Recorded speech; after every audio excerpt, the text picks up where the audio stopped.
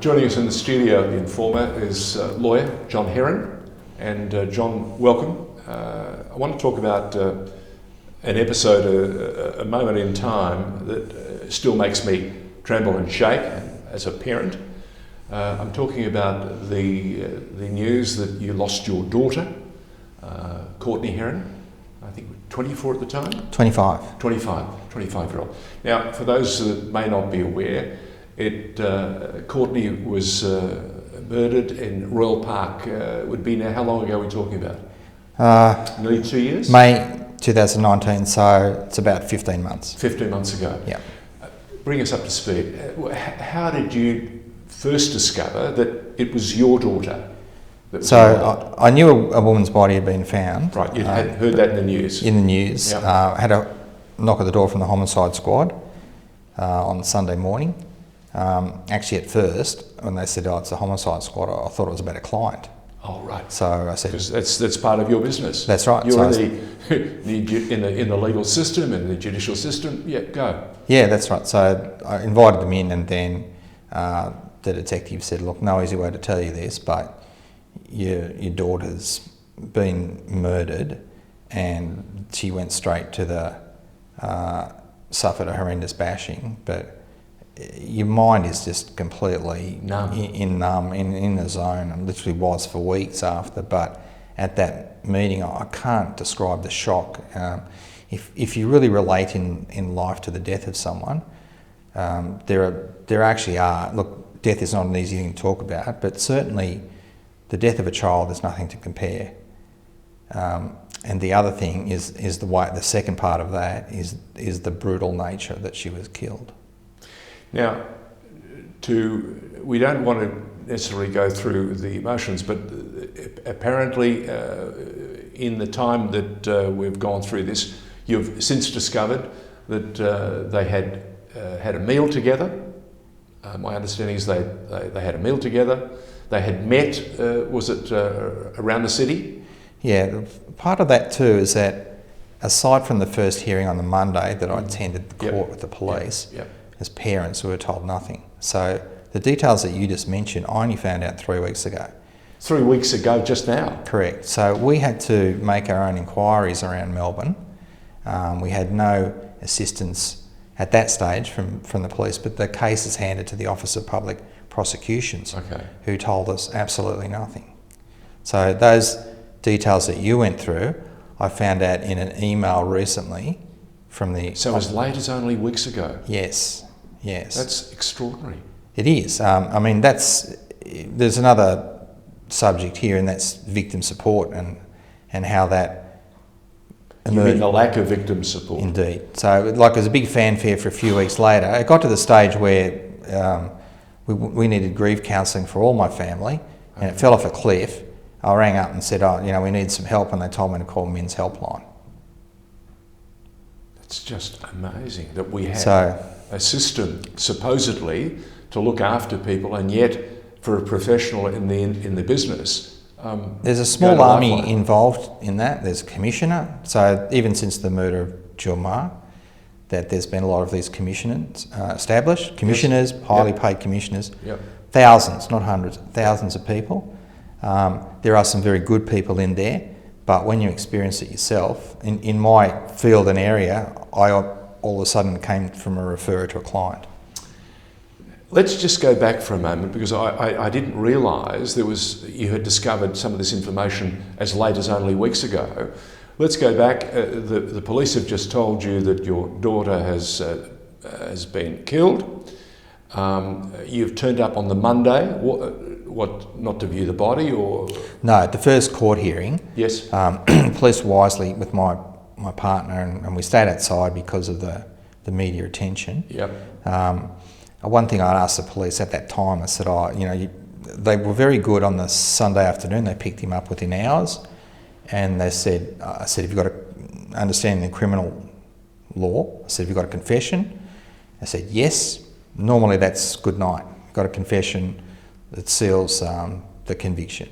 And I said, how was he in the interview? And they said he was lucid, he knew what he was doing. He was aware of what he had done. Indeed. And that they said, then he went off on a few tangents at the end. Okay. They mentioned about him walking around town and so moments of clarity, or most of it was clear until the last step. This is according to the police. Okay. How did they find him? They did some inquiries that he was at a function, not function, but some sort of gathering with Courtney. So because he didn't have mobile phone or social media or anything, because he was living in cardboard boxes in Flinders Lane. Okay, so off the grid, well off the grid. Yes, but you can be off the grid, but you can certainly, police would be aware of who was or would be living there even today. Sure, so you know. Sure. Now, did they find some of your daughter's belongings with him or not? I only found that out when I listened to the court hearing this last Monday, and then reading in the newspaper. Yes, as late as this. Yes, absolutely. We're talking 15 months on. Indeed, at the last hearing, mind you. Oh. So not any of the other trials, that he took her mobile phone and wallet. So he took your daughter's mobile phone and her wallet. Yes. Now that shows intent, I'll say. It shows that he was aware enough of the surroundings that he wanted to get out of there, and he took what he needed. Indeed. Doesn't sound like someone who is in a complete fog and is listening to voices. No, look, and look, if I delve into that area, it seems to be that when he was picked up by the police and found this out recently, he did a no comment interview, so he knew that phase. The second time he was interviewed, he inquired about possible defences to murder. So he was clued up on that. But then this is similar to the police interview, from what I believe, and at the court, all of a sudden, Odin appears and talks to him. Okay, so by the third meeting, we've introduced a character, a voice, and it's the voice of the Norse god Odin. That's right. And if you read the transcripts of his trial where he was released early, the same thing. All of a sudden, when he was attacking the woman there, or almost killing her, Odin appeared as an excuse later. Now, we've also since found out that he has been in a violent incident before, this time with a girlfriend.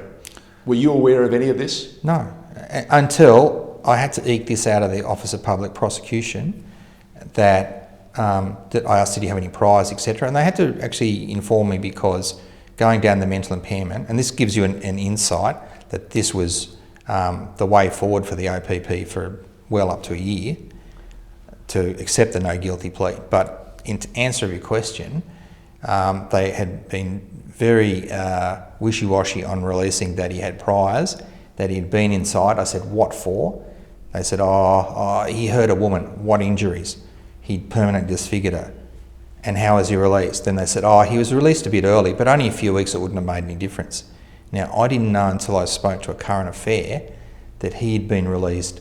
Then it really dawned on me, 4 months early from that sentence, and he killed Courtney 6 months after getting out.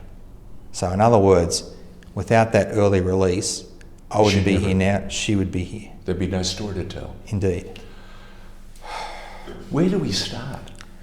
I mean, we have had a tragedy in our lives. We lost a valued member of our family. And I can remember the feeling of blood rushing out of my body. It was just like, I felt, as I said earlier, numb. When did you start putting things together to summon some sort of... this didn't go before the jury, correct? He was very crafty in choosing to go straight to trial and straight to a trial with the judge. So normally... So again, you avoid the jury. Indeed. So and that means you also don't present a lot. If you go straight to trial, you don't raise issues about confessions, any witness statements, etc. So normally if you're in a defence situation, you would not do that, because you'd want to bring up factors of defence. So speaking to a few barristers, I said, this is odd. And they went, yeah, it is. That won't end well with him, was a quote of one of my barrister friends. But now it's obvious that, and the police had been raised this on the first day, but the Office of Public Prosecution raised this immediately, that he was going to plead mental impairment. And they were peppering us up as early as July last year. And the judge has come out of this particular first court hearing, and he's decided that it's going to be not guilty due to mental defect. Of the last, to clarify that with the last hearing. It's the last hearing, was it? It's not the judge necessarily. The judge certainly made the ruling. Yes. But what you've got here is the defence says not guilty, mental impairment, and the prosecution agreed with it. And listening to the hearing, if you didn't know the players, you couldn't tell the difference between the defence and the prosecution. And I think that's a very troubling situation. Let's leave it there, and we'll start part 2 in just a moment.